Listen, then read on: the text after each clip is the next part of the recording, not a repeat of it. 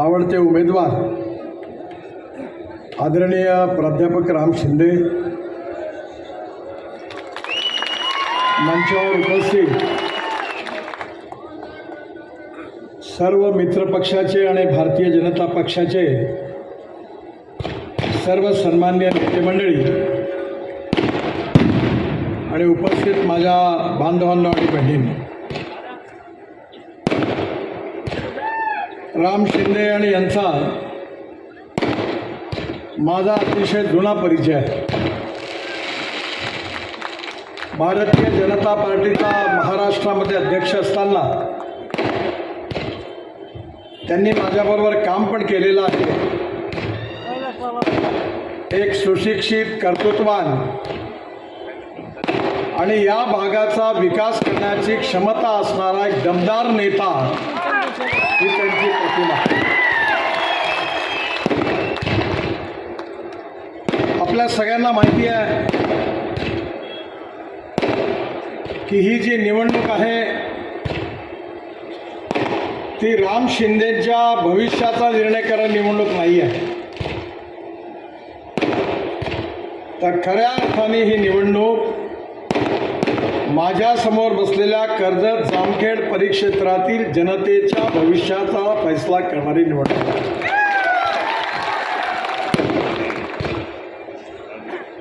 या भागामध्ये सगळ्यात मोठी समस्या पाण्याची आहे.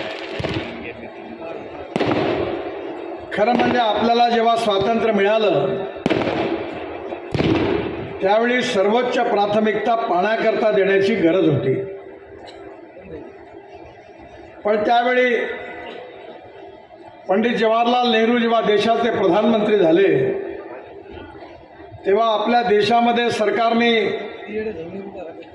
हॉटेल काढली, स्टीलच्या इंडस्ट्रीज काढल्या, एअर इंडिया काढली, मोठे मोठे उद्योग व्यवसाय उभारले. पण गावात जायला रस्ते, प्यायला पाणी आणि सिंचनाकरता पाणी मात्र योजनांना प्राधान्य दिलं नाही.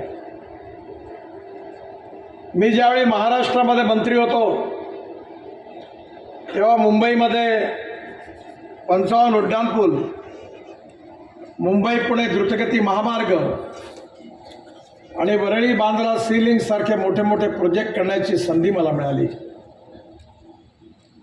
अटल बिहारी वाजपेयी जेव्हा देशाचे प्रधानमंत्री झाले त्यांनी मला बोलवलं आणि त्यांनी मला सांगितलं की हिंदुस्थानमध्ये अनेक गावं अशी आहेत की ज्या गावाला जायला रस्ते नाही आहेत, मुलं शाळेमध्ये जाऊ शकत नाही, शेतकरी आपला भाजीपाला, फुलं, फळं पावसाळ्यामध्ये रस्ता नसल्यामुळे शहरामध्ये विकायला नेऊ शकत नाही, दूध आहे दूध पण पोहोचू शकत नाही शहरात, मुलं शाळेमध्ये जाऊ शकत नाही. आणि त्यामुळे आपल्याला प्रत्येक गावात जोडणारा रस्ता याची योजना तू तयार कर. माझ्या अध्यक्षतेखाली एक समिती तयार झाली आणि 3 महिन्यामध्ये मी वाजपेयी साहेबांना तो रिपोर्ट दिला. त्यानंतर 1 महिन्याच्या आत त्यावेळेचे राष्ट्रपती डॉक्टर अब्दुल कलाम साहेबांनी त्या फ्लॅगशिप योजनेची घोषणा केली आणि त्या योजनेचं नाव होतं प्रधानमंत्री ग्राम सडक योजना. आपल्याही भागामध्ये अनेक रस्ते जे झाले ते या प्रधानमंत्री ग्राम सडक योजनेतून झाले. परंतु नेहरूजींच्या काळात, काँग्रेसच्या 60 वर्षाच्या काळात सत्ता मिळाली पण गावाच्या रस्त्यांना प्राधान्य मिळालं नाही. गावामध्ये शाळेची बिल्डिंग होती तर शिक्षक नव्हते, शिक्षक होते तर बिल्डिंग नव्हती, दोन्ही होते तर विद्यार्थी नव्हते आणि तिन्ही होतं तर शिक्षण नव्हतं. मी विद्यार्थी असताना बँक ऑफ महाराष्ट्रातून कर्ज घेऊन डेअरी टाकली, 6 गाई आणि 2 म्हशी विकत घेतल्या. पहिलं वेच झालं पण गाई खाली झाल्या. पण ज्यावेळी गाय गरम होत होती त्या गावात डॉक्टरच राहत नव्हता आणि अशी स्थिती आली की शेवटी डेअरीचा बँड बाजा वाजला आणि गाई मशीन विकून टाकली. गावामधले लोक शहराकडे का गेले? मुंबईमध्ये, पुण्यामध्ये, कलकत्तामध्ये, बेंगलोरमध्ये, दिल्लीमध्ये गावातले लोक गेले. महात्मा गांधी म्हणायचे की भारत गावात राहतो. पण काँग्रेसच्या काळामध्ये 90% लोक गावात राहत होती. पण नंतरच्या काळामध्ये 30% लोक शहरामध्ये निघून गेली रोजगाराकरता. शेतीकडे लक्ष दिलं नाही, सिंचनाकडे लक्ष दिलं नाही. मी ज्यावेळी देशाचा जामखेड मतदारसंघामध्ये 5 कामं 2200 कोटी रुपयाची मंजूर आहे. 2 पूर्ण झाली आहे, 2 प्रगतीत आहे आणि एकाची निविदा प्राप्त झालेली आहे. जामखेड व कर्जत ही 2 तालुके आहे. मला आनंद होतो आहे की अडळगाव ते Jamkhed NH 548D concrete road ज्याची लांबी 65 किलोमीटर आहे, किंमत 400 कोटी रुपये. या कामाचं भूमिपूजन मी 2 वर्षापूर्वी केलं होतं.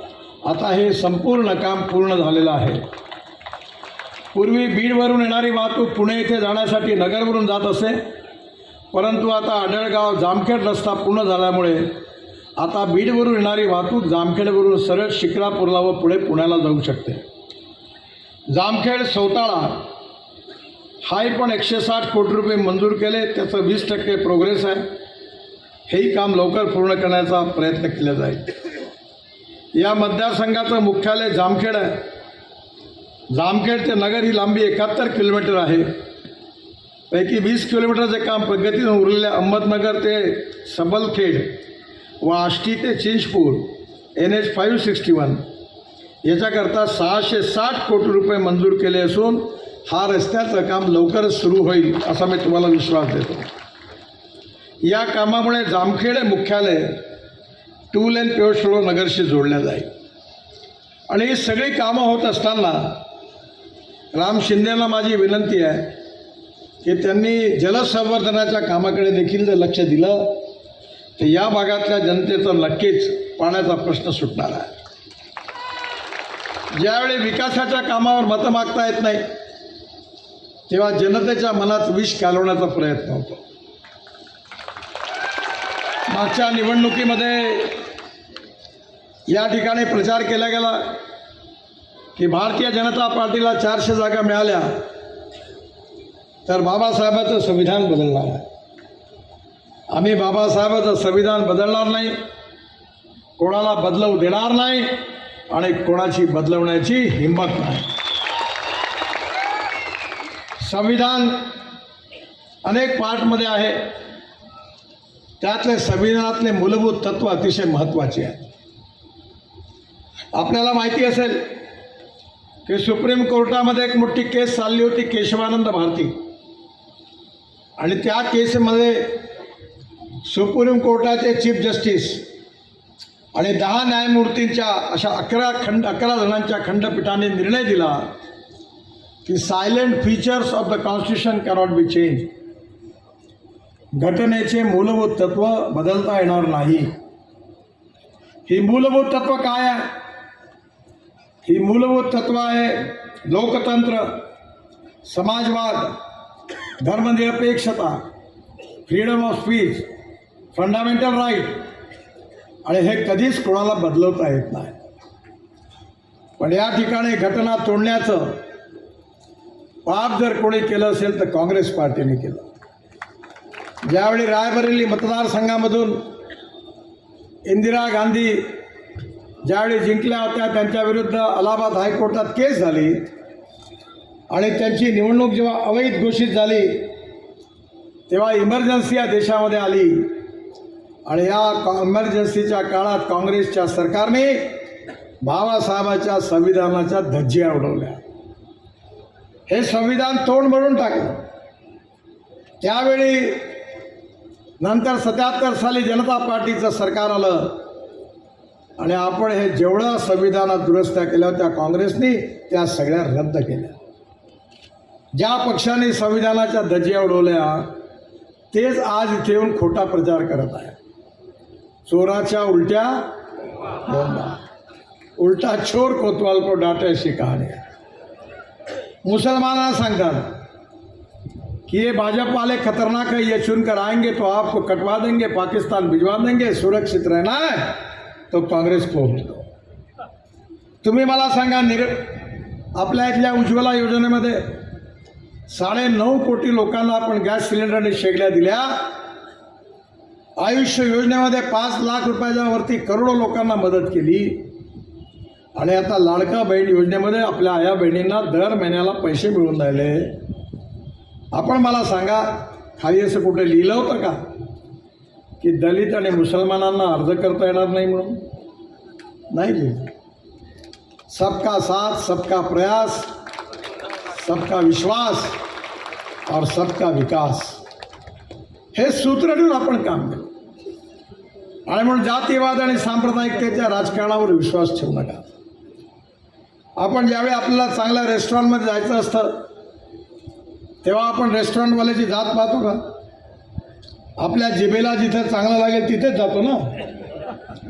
मग जेव्हा आपल्याला ऑपरेशन करायचं तेव्हा चांगल्या डॉक्टरकडे जातो तेव्हा पाहतो का आपल्या जातीचा आहे का म्हणून? नाही, आपण चांगल्या डॉक्टरकडे जातो. पण निवडणुकीच्या वेळी आपण असा विचार का करतो?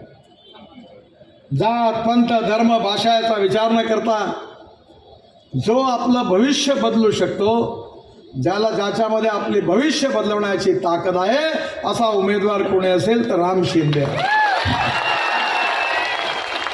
त्याला मंत्रिपदाचा अनुभव, अनेक खाती त्यांनी सांभाळली आहे, सुशिक्षित आहे आणि विशेषतः त्या कार्यकाळात त्यांनी अनेक कामं केलेली आहे.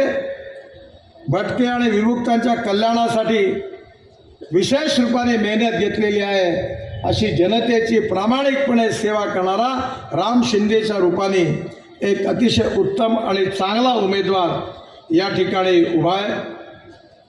त्याचबरोबर मी येऊन गेलो बाजूच्या मतदारसंघात सुरेश धस यांच्या प्रचाराला, तेही पण उभे आहे. त्यांनाही पण आपण, या दोघांनाही पण आपण विजयी करा. कोणी कितीही प्रचार केला की हा रोड मी केला, म्हणजे हे तर खूप आहे. लग्न आमचं झालं, मुलं आम्हाला झाली, लाडू. त्यावेळी बळीराजा योजना तयार केली आणि भारत सरकारकडून जे महाराष्ट्रातले प्रकल्प 50% जास्त पूर्ण झाली होती, त्या प्रकल्पाला पूर्ण करण्याकरता 6,000 कोटी रुपये मी दिले. त्याचबरोबर प्रधानमंत्री सिंचाई योजनेतून 6,000 कोटी असे 12,000 कोटी रुपये सिंचनाकरता दिले. मी काल माळशिरसवरून मिरजकडे चाललो होतो हेलिकॉप्टर. सांगोल्याच्या पुढे सगळं दुष्काळ होता, पाणीच नव्हतं. सांगली, सातारा आणि सोलापूरचा सगळा दुष्काळी भाग होता. टेंबू आणि म्हैसाळच्या योजनेला पैसे दिले, पाणी आलं. आणि काल तिथून वरतून जाताना मला एवढा आनंद झाला की सगळीकडे हिरवंच हिरवं दिसत होतं. त्या भागातला शेतकरी समृद्ध झाला. पाण्याची समस्या ही सगळ्यात महत्त्वाची आहे. पण माझी आपल्या सगळ्यांना विनंती आहे की आपल्यासारखीच परिस्थिती आमच्याकडे विदर्भात आहे. आपण जलसंवर्धनाचा कार्यक्रम मोठ्या प्रमाणावर राबवला पाहिजे. धावणाऱ्या पाण्याला चालायला लावा, चालणाऱ्या पाण्याला थांबायला लावा आणि थांबलेल्या पाण्याला जमिनीला प्यायला लावा. गावातलं पाणी गावात, घरातलं पाणी घरात, शेतातलं पाणी शेतात. मला 9 डॉक्टरेट डिलीट्स मिळालेल्या आहेत. त्यात आपल्या राहुरी विद्यापीठाची पण डॉक्टरेट मिळाली आहे, पंजाबराव कृषी विद्यापीठाची मिळालेली आहे, परभणी कृषी विद्यापीठाची मिळाली आहे, बाबासाहेब आंबेडकर विद्यापीठ संभाजीनगर त्याची पण मिळालेली आहे.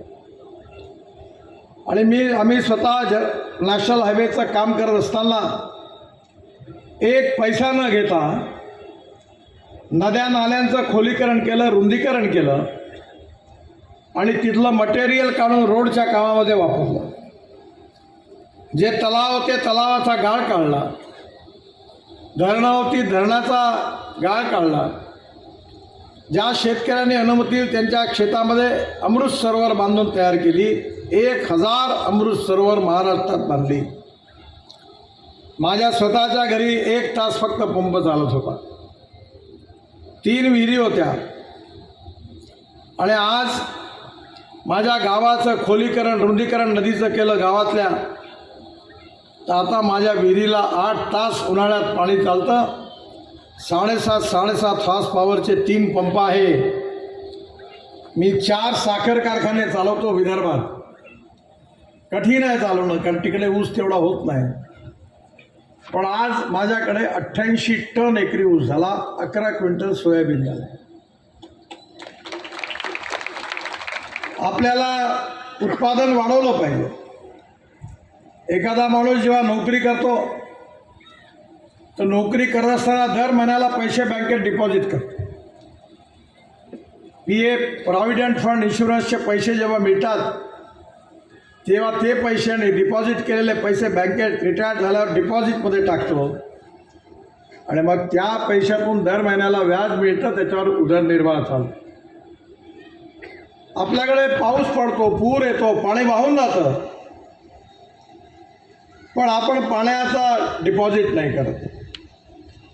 जसा पैसा डिपॉझिट करतो तसं पाणी जमिनीमध्ये डिपॉझिट करायला जर आपण शिकलो आणि पाण्याचं जलसंवर्धन केलं तर प्रत्येकाच्या विहिरीला 24 तास पाणी जर आलं तर आपली गरिबी आणि भूकमरी दूर झाल्याशिवाय राहणार नाही, ही गोष्ट लक्षात ठेवा.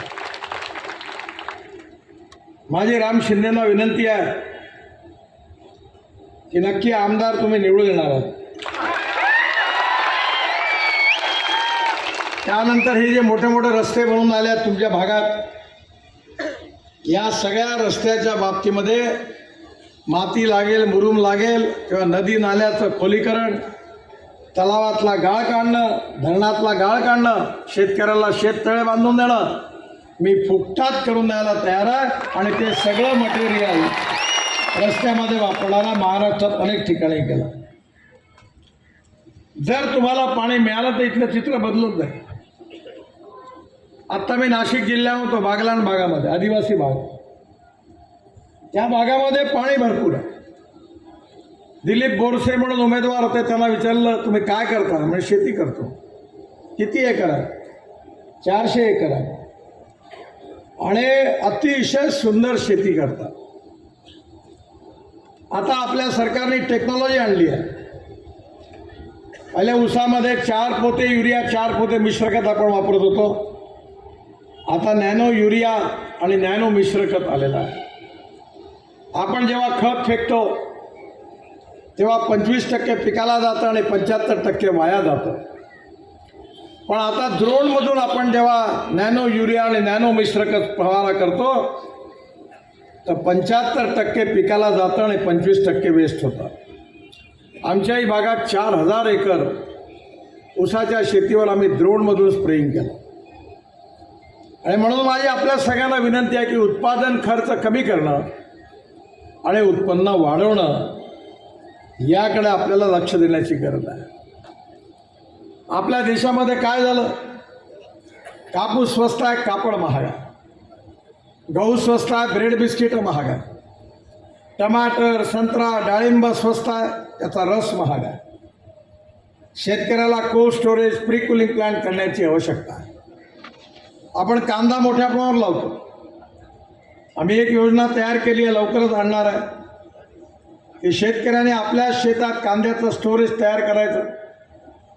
ज्यावेळी भाव कमी असेल तेव्हा कांदा स्टोअर करायचा आणि भाव जेव्हा वाढेल त्यावेळी मग तो मार्केटमध्ये विकायचा. आता आपण ग्लोबल इकॉनॉमीमध्ये आहोत. भाव ठरवणं आपल्या हातात नाही आहे. मक्याचा भाव अमेरिकेत ठरतो, साखरेचा भाव ब्राझीलमध्ये ठरतो, सोयाबीनचा भाव अर्जेंटिनामध्ये ठरतो. त्यामुळे येणाऱ्या